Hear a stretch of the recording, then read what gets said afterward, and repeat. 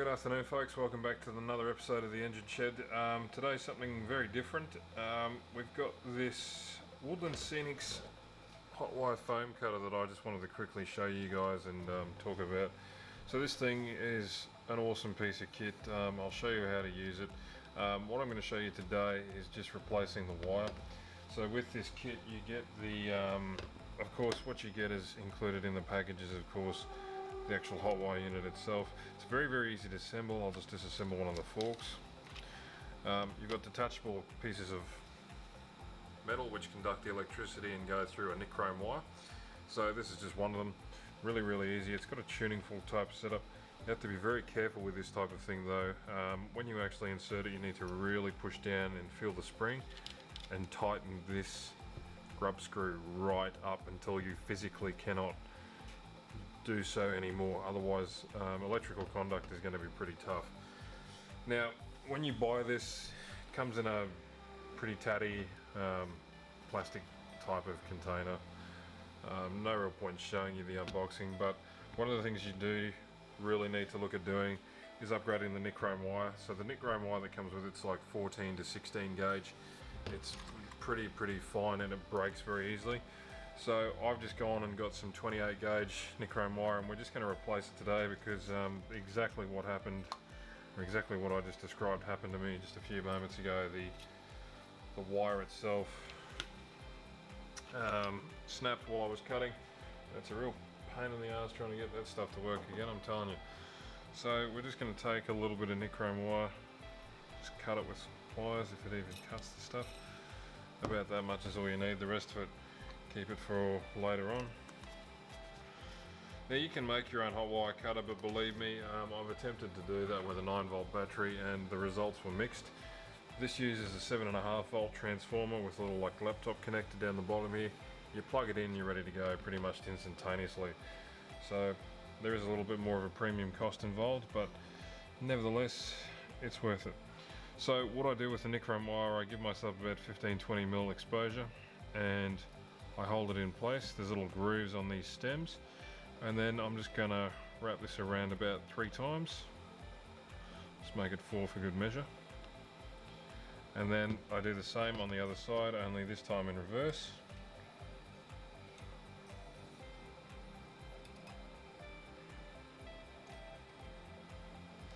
Okay, now we need to make sure it's taut, so this has just come undone a little bit. So this is a slightly fiddlier part of the process, but believe me, it's worth it. So I'll just undo it and just torque it up on this side. 1, 2, 3, 4. And when you're done with that, you can do basically what I've done is I loop it around itself a couple of times just so it keeps tension and it doesn't come undone. This stuff very hard to break unless you're putting a lot of stress through it, which is very similar to the case that I have here. Okay, so that's one side done. Let's do the same on the other and we'll just trim off any excess. A couple more turns back down on the side. Keep as much tension through the wire as possible, because what you got to remember is when this thing heats up it expands, so it bows. Even though it's quite taut, it will expand and bow, so just keep that in mind. And we're just going to trim it. Alright, there we go. So we've replaced the nichrome wire, we're ready to cut some foam. So let's cut to that and we'll show you how we do that. Okay, we're back on the other side of the workbench here. So this is where I do all my cutting, gluing and everything else, because it's just bare timber. There's nothing for me to really damage or destroy here. So what we're doing today is we're just forming up a couple of these offcuts. We're going to glue them together with a hot glue gun and some PVA, and that's going to form the base of the support underneath the sheets that I'm using to create the elevated level of the scenery. So I'll show you that in just a second, but essentially all I do with this one, I've got a really cheap hot glue gun. You can pick these things up from any news agency or office supply store. A couple of dabs.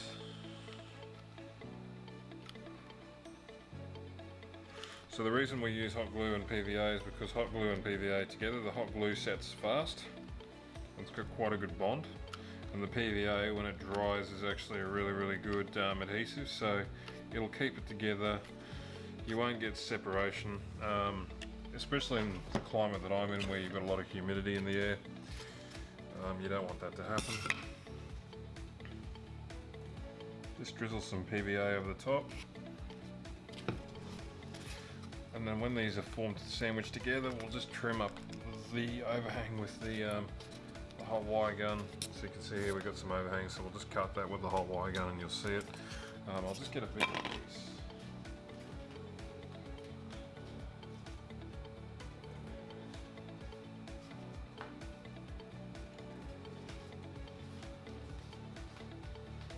So we're just going to use a bigger piece of foam just to make sure that there's a good support base for this thing. So we've got this one again, and again we'll just trim it down in a sec. I might just invert it actually. Square it up, that looks good to me. Just on the dollop on the bottom, spread it out.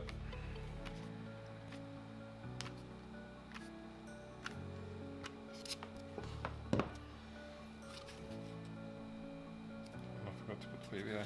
So before I forget, I'll just quickly drizzle some PVA on that. Now, I can compress before that hot glue runs out. Just need to hold this firm for a couple of seconds. The hot glue goes off almost instantaneously in some cases, especially if you're in a colder climate. For me, it's a balmy 20 degrees here at the moment, so alright, so that's now sandwiched together. Not really a lot of movement, so we're pretty safe to cut this thing up to size. So the hot glue gun, pretty essential tool, but the hot wire cutter is a really essential tool if you're doing scenery. So all we're going to do with this hot wire, we're just going to cut across here like that, and you'll see how easy it is. Now there's some guys that use kitchen knives and things, I mean good luck to you, but just hold the trigger. The yellow trigger is just a sprung loaded hold trigger, and you just cut through it. And you can see I'm putting very little effort onto this, by the way, so it's actually incredibly easy to cut this stuff. And just like that, and you get a really nice smooth cut. No debris, no dust. There is a bit of smoke, so you do need to be careful with that one. And again, we'll just do the same on the long side.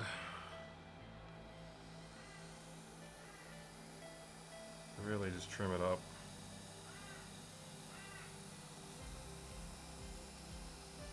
Probably can't see it on the camera, but there is some smoke coming off this, so that's the stuff you got to be careful of. Don't breathe it in, whatever you do.